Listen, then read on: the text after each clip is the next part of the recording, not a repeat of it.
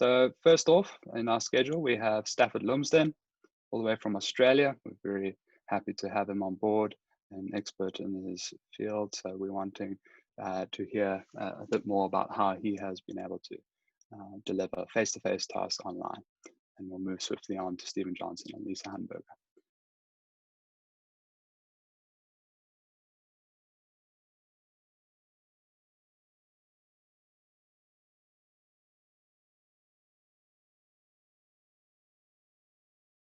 So without further ado, over to you, Stafford. All right. So if you just want to, I don't know, give me a thumbs up if you can hear me and see my screen here. It should be on our title page. Marvelous. And I'm probably going to ask you to do a fair amount of work in the chat as well. One of the things that I've found of late is that utilizing the chat is a good way of doing a bit of back channeling. You know, students will call out, raise their hand, that sort of thing. And sure, we've got the raise your hand button here in Zoom and various other video conference platforms. But if they just start plowing questions into the chat, especially if something's going wrong, you know, it's easy to figure that out. So today I'm just going to spend a little bit of time talking about delivering what I would call face-to-face tasks in the online environment. And maybe that incorporates two sort of pedagogical or theoretical ideas that you're probably familiar with, and those are the ideas of active learning and task-based learning. And I'm a real proponent of task-based learning, you know, getting students to use language in a way that they're probably going to use in the real world at some point. Before I do that, though, a very quick sort of resume, self-introduction. You know, I lived in Korea for about 15 years. Bit of a KOTESOL tragic, to be honest. Spent a lot of time with my KOTESOL peeps in Seoul. Was the Seoul chapter president for a couple of years there, various other things. Did 2 master's degrees while I was in Korea, don't know why. But returned to Australia to take up my PhD at Macquarie, which is all about how we might increase some of those teaching characteristics in the online learning environment. Part-time, I work as a technology enhanced learning specialist at the University of Wollongong, which is, I don't know, about an hour south of Sydney. Where I spend a lot of time organizing academics' online learning environments, creating activities and resources and putting them up in the LMS. And I do that sort of part-time, full-time, depending on the needs of the institution. Obviously, those needs have been quite high of late, in so much as we spend a couple of weeks there teaching around about 1,500 academics via Zoom how to teach online. So to start us off with, I have a question which I would like you to answer in the chat, and I'll read out a few of your responses. My question is, what is a task? Can you define a task? So take 2 minutes and see if you can write an answer to that question in the chat. All right. Off you go.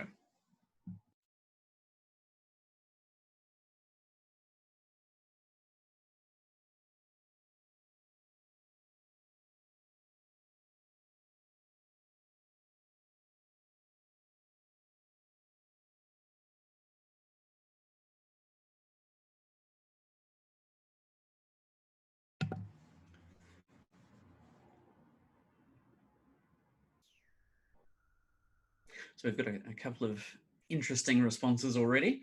Not sure we'll need the whole 2 minutes. Got some fast typers with us today.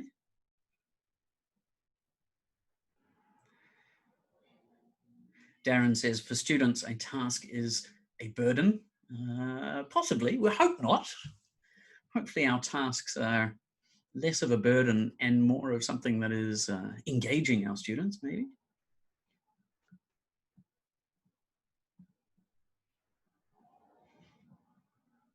I think Darren's revised his definition, maybe.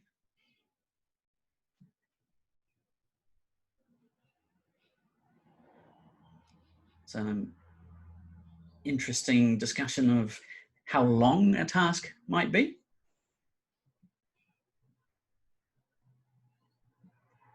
All right, so with 30 seconds left on the board, let's stop it there and just go through some of your answers here, because these are actually quite interesting. And I'm going to call on some people, so get ready to turn on your microphone and or your video, because I want it to be interactive today. I wonder if Stephen Johnson, can you share with us, what did you type into the chat? How's it going? Sure. So for my answer, I said that a task is a short to medium length activity that's aimed at improving a student's grasp of a topic or assessing their skills related to that topic. Yeah, I think there's certainly some good words that I would focus in on in there as being part of a definition of a task. Let's see, who else have we got here?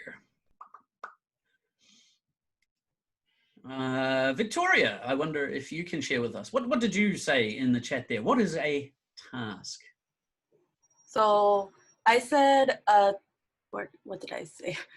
A task is an activity given to the students to reinforce the concepts being taught in class. Okay, so yeah, there's an element of use there. You know, we give them the grammar, we give them the vocabulary, and then the task is going to ask them to actually use that stuff. Yeah. So my definition, I don't think you'll find it in the literature anywhere. It's one of those things that has sort of come about as a, reading a whole bunch of different things and experiencing a whole bunch of different things. But for me, a task is an activity which students undertake. That is, they do something. And it asks the students to use the target language. Right? So our target language being probably connected to our learning outcomes for a lesson. We want our students to be able to use superlative adjectives or something. So that language is probably going to feature, at least in the way we want the task to run. We have a known outcome, right? Or at least we think we know how the task is going to end up. Frequently, our students will surprise us and do something completely different. And our students don't need to use the target language. We'd like them to, but in task-based learning, the aim is for students to complete the task with any of the language resources that they have. Remember, with task-based learning, I'm going to get my students to experience something similar to what they might experience in the real world. So, when it comes to taking our tasks online, having an idea of what is a task and what are the things that are going to happen or we want to happen in the task is a good place to start. So now, for the second round of definitions, take another couple of minutes and see if you can think of a definition of this term here, this idea of active learning. Take 2 minutes, see if you can put a definition into the chat for me. What is active learning? I'll give you 2 minutes.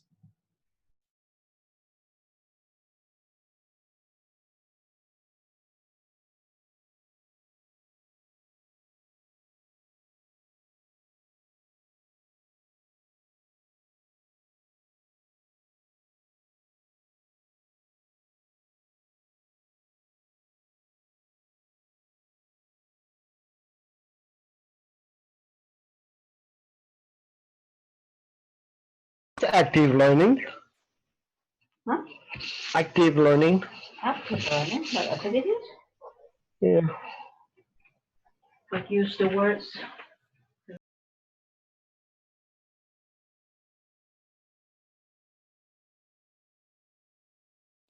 Okay, so we've got about 90 seconds left, thinking about what is active learning.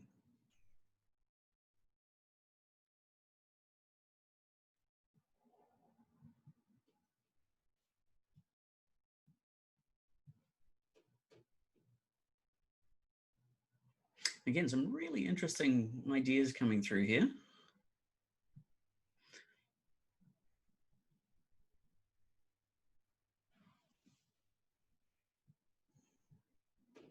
Ideas about enthusiasm and engagement.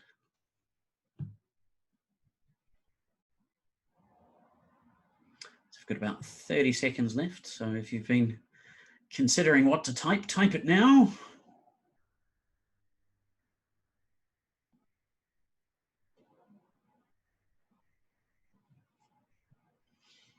All right, and with about 20 seconds left on the clock, let's go to, let's see here, John Breckenfield.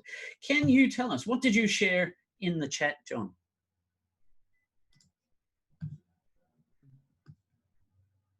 Yes, so I just typed student participation and engagement with the target activity, task, or language. So it's a bit general, I think. Oh, I think it's quite good. I particularly like the word engagement because engagement is more than just, you know, having fun and appreciating the task. It's actually, you know, sort of getting in there. There's something visceral maybe about engagement that we're kind of missing when we get online, or that students talk about missing that sort of engagement when their learning or their interactions with their teachers or their peers is mediated by a screen and a camera.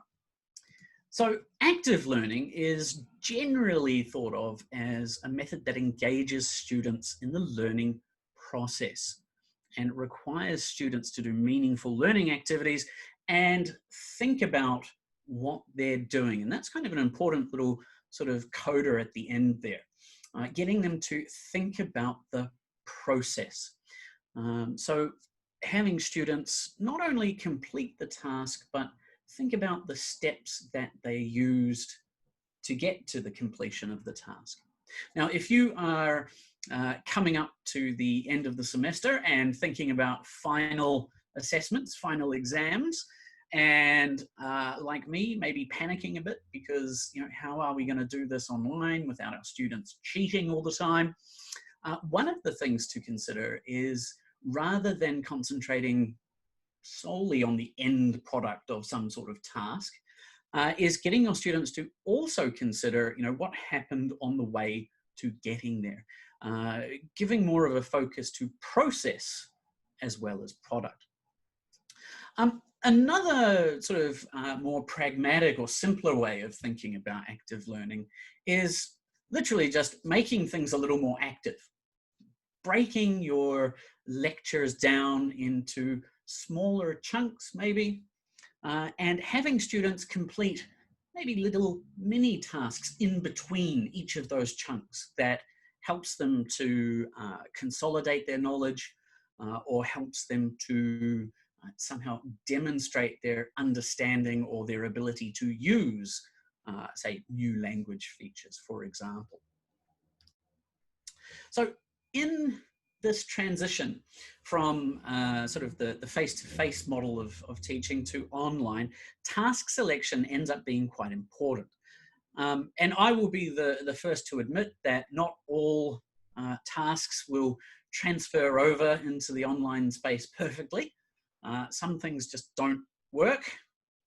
But one way around that is to think a little bit about how we're going to sequence our online lessons. Now, I sort of take the point of view that this is going to work best in this sort of synchronous live kind of setting. One where, you know, your students are here with you on Zoom or some other video conferencing platform, and there's at least a little bit of sort of the paradigm or the metaphor of the classroom still exists, right? That said, you could still do some of the things that I'm about to show you in an asynchronous fashion. Maybe you want your students to work through your lesson over the course of a week, perhaps. So depending on your situation, what your institution is doing, how you are approaching teaching online, some things you know, you'll want to do live like this, Other things, you'll want to give your students time to respond at their own pace.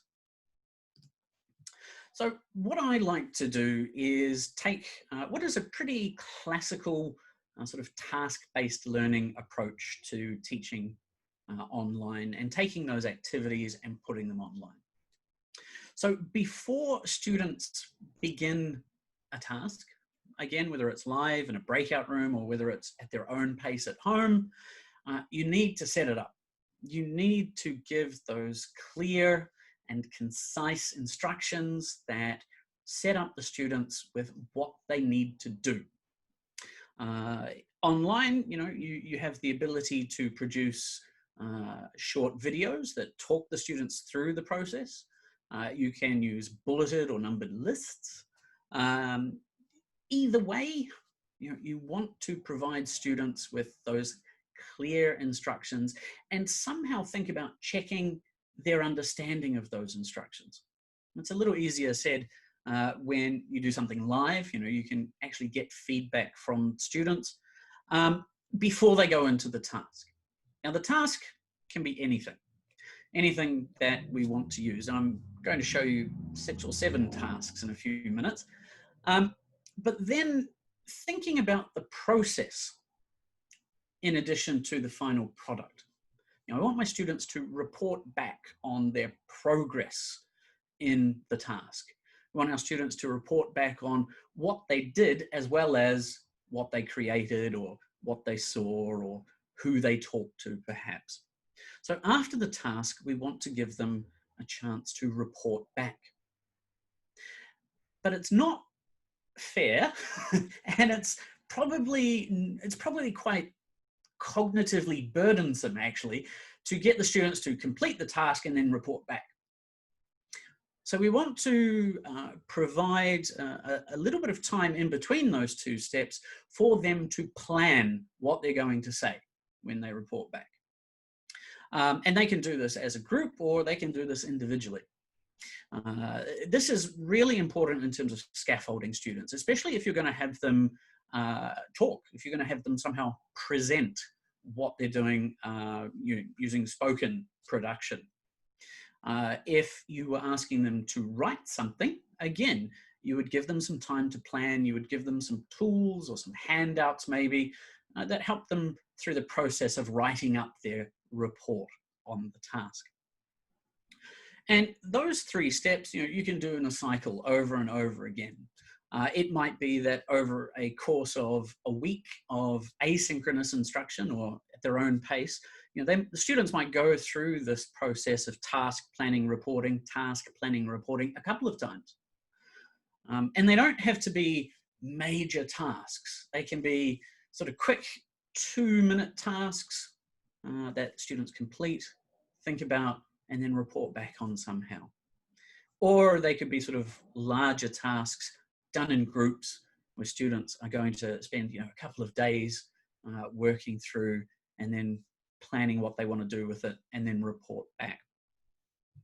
Having gone through that cycle maybe a couple of times, there's a chance for us as teachers to provide some input, usually language input. This is where we are correcting language use, we're offering feedback. This is where we might reveal some of the results of our assessments if they're happening during the tasks, and a further chance for a student to do some more controlled practice. Maybe you've got some follow-up worksheets that students can work through in terms of building their vocabulary or their grammar understanding and that sort of stuff.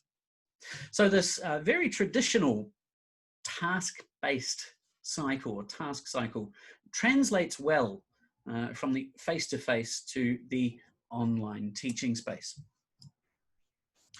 So moving back to you now, this will be the last question I ask you individually. When we're thinking of tasks, how many task types are there? Can you put a number on it? Are there 56,542 different kinds of tasks? Can you list some examples? So maybe I'll ask you to jump back into the chat and this time give me a number. How many different kinds of tasks are there in the world?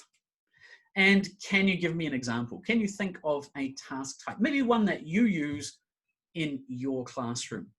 I'm going to give you 2 minutes, and then we'll come back and we'll get at least one person to share their ideas. Take a minute, put your answers in the chat.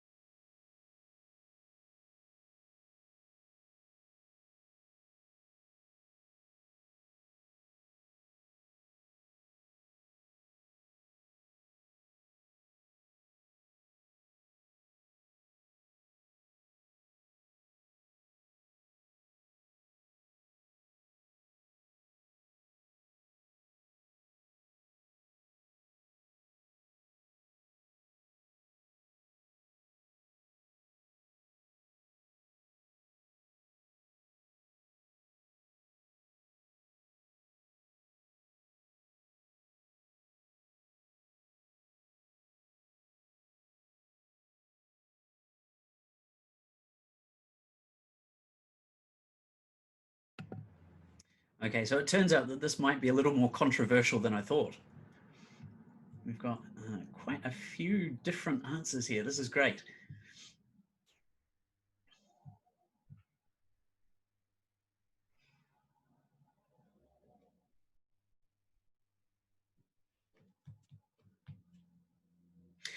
Okay, so we've got about 10 seconds left on the clock. And we'll stop it there. We don't need to wait for it to beep terribly at me. Oh, there it goes. Uh-oh, I can't stop it now. There we go. All right, so let's see, some interesting answers here. I'm going to ask Sandra. Sandra, can you turn on your microphone and turn on your video and share with us what did you say in your answer? Me? Yes, please. I said there are 4 general. There's the speaking, the listening, the reading and writing. But there's many tasks that can be categorized into those 4. I think certainly the last part of your answer there is true. There are many different variations of different kinds of tasks. But I'm going to say there's a little more than, there's a couple more than 4. There's a couple more than 4. Let's go to somebody else. Who have we got here?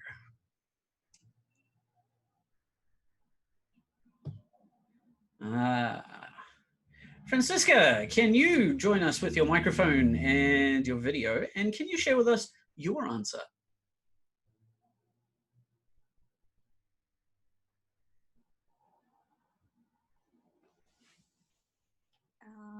Okay. Yeah, go ahead.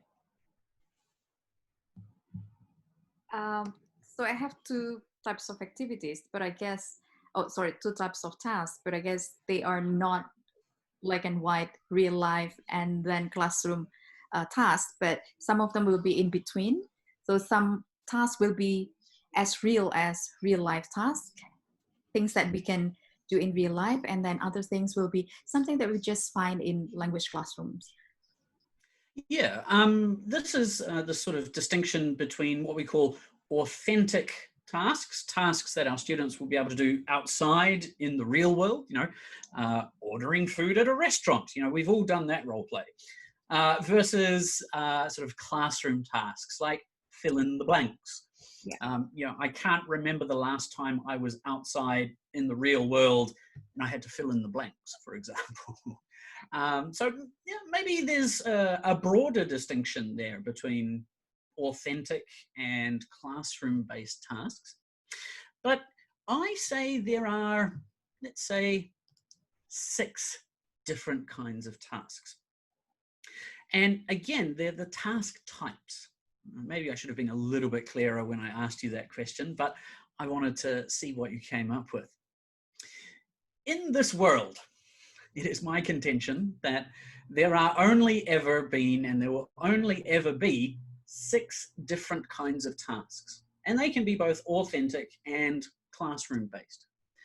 Things like listing, ordering and sorting, comparing, problem solving, sharing our personal experience, and some sort of creative task where we create a product. Maybe it's a painting, or maybe it's a written report, or maybe it's a role play or a play or something along those lines. So there are only 6 kinds of task in this world. And I think the only one that you will have some difficulty with in the online space is that last one, getting our students to create something. That said, you know, our students are quite creative usually, and getting them to create a poster or some sort of artwork or some sort of presentation is actually quite easy online when you think about, again, the process rather than the product. So what I'm going to ask you to do is open up a browser and go to this link here. Okay, it's bit.ly/Gangwon KOTESOL. And maybe I'll give you a minute now, and if you can give me a thumbs up when you have opened what is in fact a presentation. Can you open that up now, please?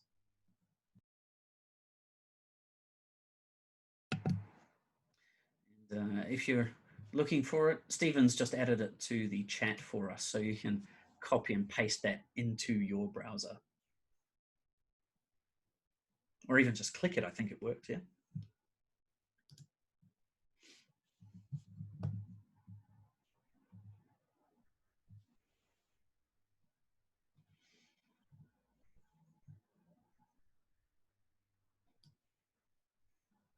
All right, now what I've done is I was working on the assumption that there'd be maybe 7 or 8 groups here. I think there'll be a few less than that this time. I think Mike is going to magically take care of the groupings. But in a minute, I'm going to put you into your breakout rooms. And your group number will indicate what color slides you should look at. So if you're in group 1, look at the yellow slides. If you're in group 2, the blue slides. If you're in group 3, I don't know, what is that? Sort of a teal color, I don't know. And each group is going to receive an example of our 6 different task types. And with your group, I want you to follow the instructions and complete the tasks. Okay, so each task has a set of instructions and a space for you to enter in some information. Afterwards, the last slide in your group, there are a series of questions that ask you to identify what are the tasks that you created. What is the task? Is it a listing? Is it ordering and sorting? Is it sharing a personal experience? That kind of thing. I'll come round and I'll check in on each of the groups. And for this whole activity, you're going to have around about 20 minutes. So what I would suggest is take 15 minutes to work through the activities with your group, and then take 5 minutes to answer the questions on that last slide. Okay, so those are your instructions, and they are at the beginning of the presentation and on your screen now. Let's check your understanding of those. So let me ask Lisa. Lisa, which set of slides are you going to look at?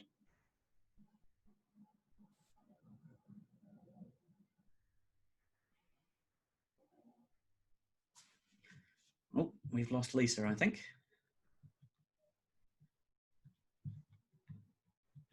Maybe some issues with the microphone there. Let's check in with Michael.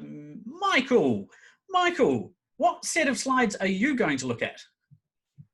Are you talking to me? Yes, I am, Mike. I'm not going to look at any slides because I'm the tech guy. I'm gonna. But if you were to, then I would look at the appropriate color.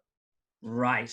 Okay. So check which group you're in. I think that the number is in the title of your, the title bar of your breakout room, and then go to that group's slides. Let me check in with Reese. Reese, how much time do you have to complete this task? I have 15 minutes. 20 minutes. Use that last 5 minutes just to answer the final slide, the questions on the final slide. Yes, don't forget the 5 minutes at the end. All right, so I'll ask Mike to put you all into your breakout rooms now. Please don't forget to go to your right slide. 8 rooms is okay? Still? Yep, that'll do it, yeah. 8 rooms, okay. Out you go.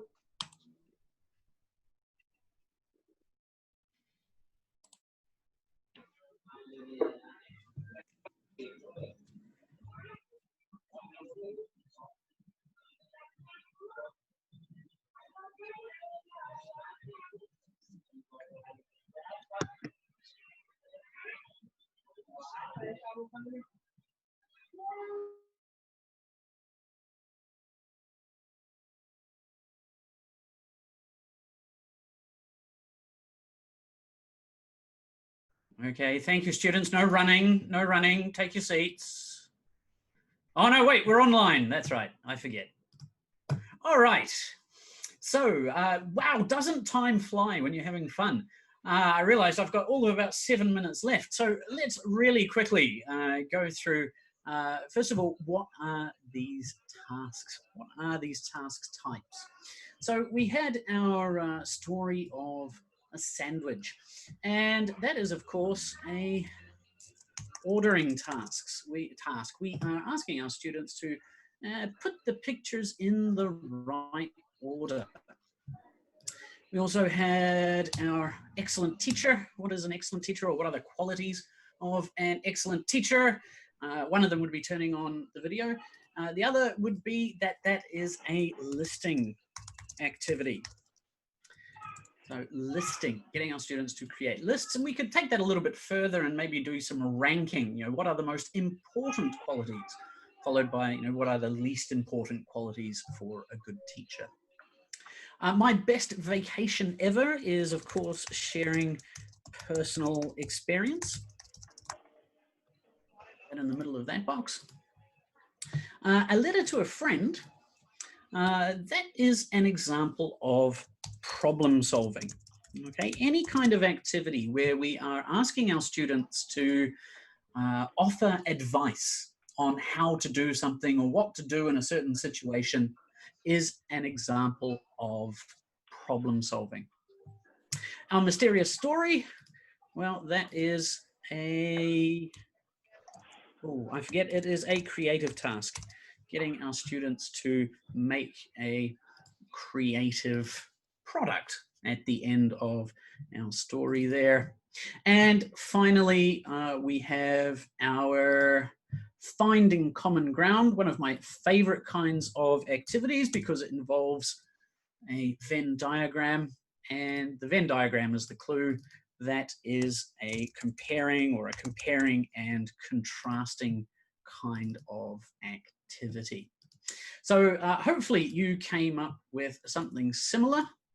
We'll add those in, and I'll make this a little bit bigger for you.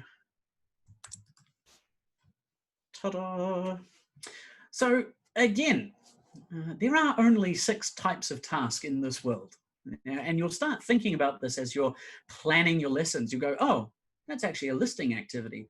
It's a lot more complicated than just filling in a set of bullet points, but it's a listing activity nevertheless. Or I'm asking students to compare something. It's a comparing activity. Why do we use these tasks? If we're thinking about taking these tasks online, doing them in the fashion that you just experienced, what do they achieve? Well, there are some examples of the kinds of things you could touch on when using these activities. Can you address grammar using these activities? Yes, yes, you can.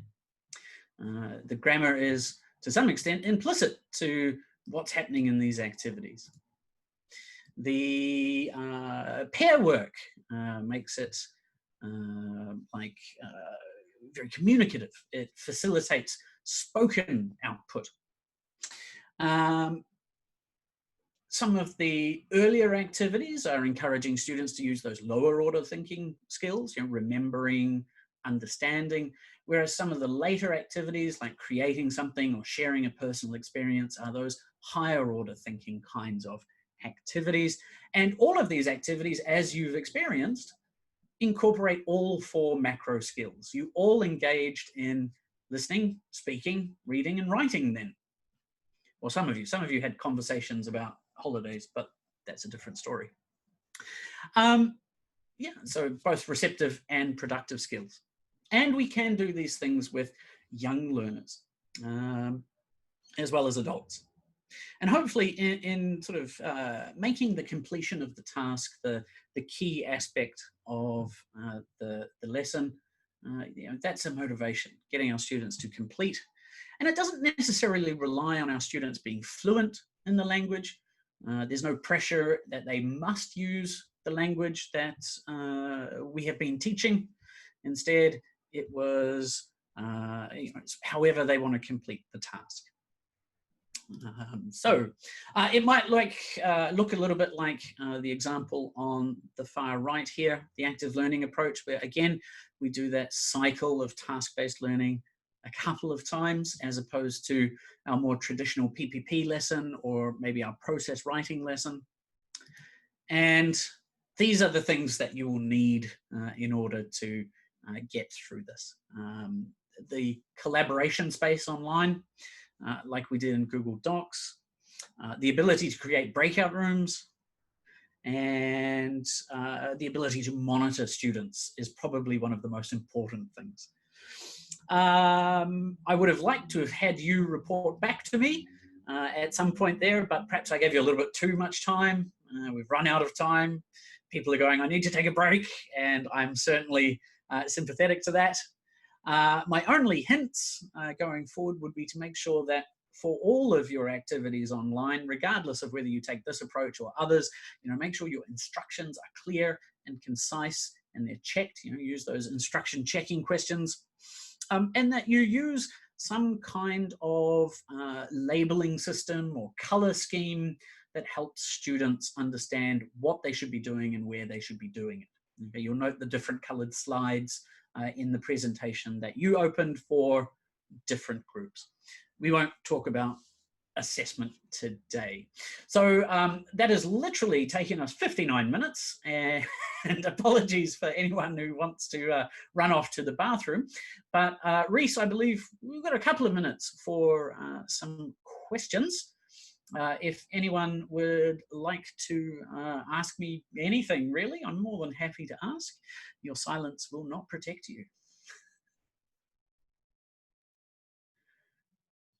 Excellent, no questions. I got away scot-free. No. Oh, no, someone has a question. Who's that? I was typing. This is Sandra. Hi, Sandra. I was typing because I wasn't quite sure how to ask the question. So in the presentation, when you had us go to the Google Slides, yeah. Were we supposed to do all 6 of those tasks? I was hoping so. One of the things that I've experienced in other similar situations as this is where you have 20, 30 disparate English teachers from all over the world. They're not necessarily as cohesive as a group of students that you have seen twice a week for 6 weeks online. Right. You guys aren't used to my style of teaching. You're not used to the tools that I'm using. And so I expected you to do 1 or 2 in the time provided. If we met regularly, and you were familiar with the platform and the tools that I was using, I would expect as students, you would be a bit quicker on the uptake. Students are paying for their education. They want to get the most out of it. So there's a little bit different motivation there. Well, and I think that's where I struggle with the most is students who don't know how to use the tools or the technology. And I wind up spending most of my time trying to teach them how to use the tools and technology. And then we're not working on the lesson. And many of them still don't get it.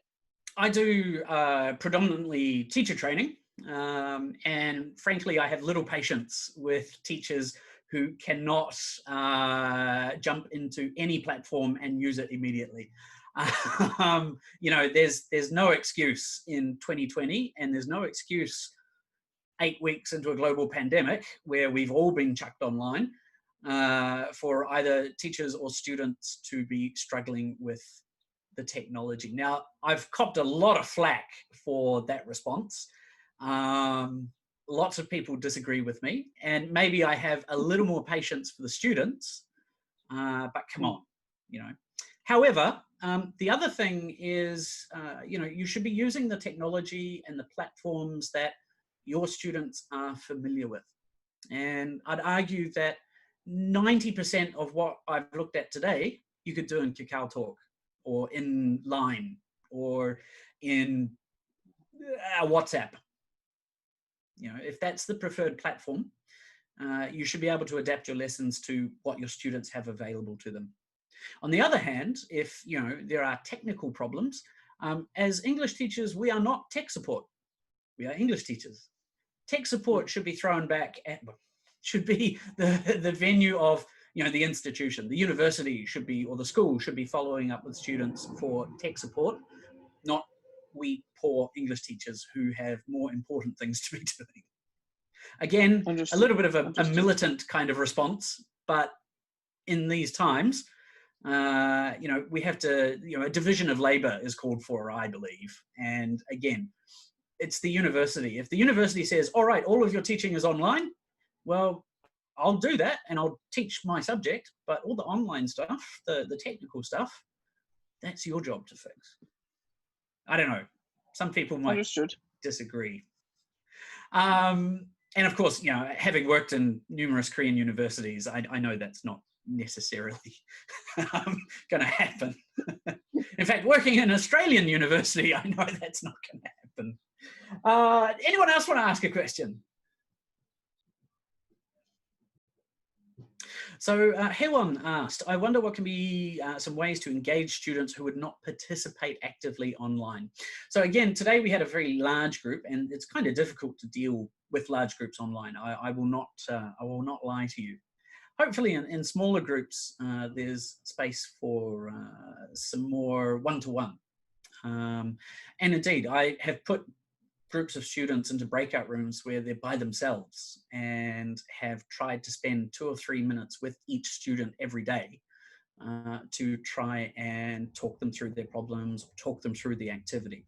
And again, remember, my students are actually, professors and world-leading experts in different fields, science, medicine, engineering, who, despite their immense intelligence and wonderful qualifications, have no idea about teaching online. And so they need to be not spoon-fed, but you need to provide them with some very close support. And online, that means a lot of one-to-one meetings. And I know there are only a certain number of hours in the day, but if you can spend a few minutes with each student one-to-one, even through this platform, you will see their engagement increase because they feel like they're getting to know you a little bit more. Let's see. What is the role of the text? Oh, go ahead, Reese. Sorry, Stafford. There was a question earlier on. I think you might have missed it earlier in the chat. It was from Darren Ray Xavier. I hope I'm saying that correctly. What should we do to those students who are not participative? Look, you can lead a student to water, but you can't make them think. If you are using participation as a form of assessment, students have to contribute something, then that's one way. I often take sort of a very contrarian point of view. To me, participation and contribution are important to language learning. But if the students can fulfill the assessment criteria, and they can do that while sitting there mostly quiet, you only get a few words out of them every day, it's the same as a face-to-face classroom. There's only so much that we can do. And in fact, what we can do is even more limited now because of the platforms that we use, and we don't have that face-to-face connection. The other way of doing it is assign specific tasks to specific students within a group. So maybe today we had, I think, 5 or 6 people per group. Maybe you say you do slide 1, you do slide 2, you do slide 3, so that everyone has a responsibility within that task. In the classroom, you might have said, okay, you have to be the writer, you have to be the presenter, you have to be the whatever role it is. So assigning roles might be a way to help students participate more. Rajanya, I think, asked, your activities were really amazing and innovative. Can be highly effective tool if we can use these efficiently. Yeah, efficiency and time are always against us as teachers. It doesn't matter if we're online or in the classroom. How to increase students' participation, I think we've touched on that a little bit, and I'm sure you'll hear a little bit more about that later today. Do you give students reading materials before your online lesson? Usually, I will give them the slides, for example, after the lesson. And maybe I will include in there a little preview or a little sneak peek, or maybe even a little trailer for the next week's lesson or the next day's lesson or whatever the schedule permits. So maybe students will do something in advance or read something in advance, but usually it's just one slide worth of material. Again, my students are actually teachers, so I'm kind of sympathetic to their workload. But with full-time language learners, you could probably increase the amount of, say, pre-reading or pre-activities that our students are doing. Sandra asked, will we receive a copy of the recording of this training? I guess Mike has something to say about that, or Reese. I say put it up on YouTube. And though it seems challenging to involve students in the online activities, well, it's challenging to involve students in the face-to-face context as well, I think. One of the things that I've come across, and this will be my last point so that everyone can have 2 or 3 minutes to go to the bathroom, maybe, is that too many people see online teaching, whether it's whether it's live or whether it's asynchronous, they see it as something different or something that is separate from classroom teaching. Take away the classroom for pandemic reasons or otherwise, and they still think it's different. My contention, and some of the things that I'm discussing in my thesis, is that it's exactly the same, and we do exactly the same things. So there's no difference between face-to-face and online. Only the mode changes. The pedagogy, the classroom management, the teacher speak or teacher language, the way we teach certain aspects of language, like grammar or vocabulary, they all remain the same. Maybe there are different ways that we can use video more, we can use different colored slides, but fundamentally it stays the same. So think about, how would you motivate your students to participate in your face-to-face class, and do that in your online class. All right, that's it for me. I would like to take the opportunity to thank Gangwon for KOTESOL. it's been a while since I've been out to Gangwon, and I don't think I'll be out there anytime soon. I want to go to Sokcho and have some fish or something. But thanks very much, guys. I'm going to shoot off to the bathroom, but I'll be back for our next speaker. Thanks very much.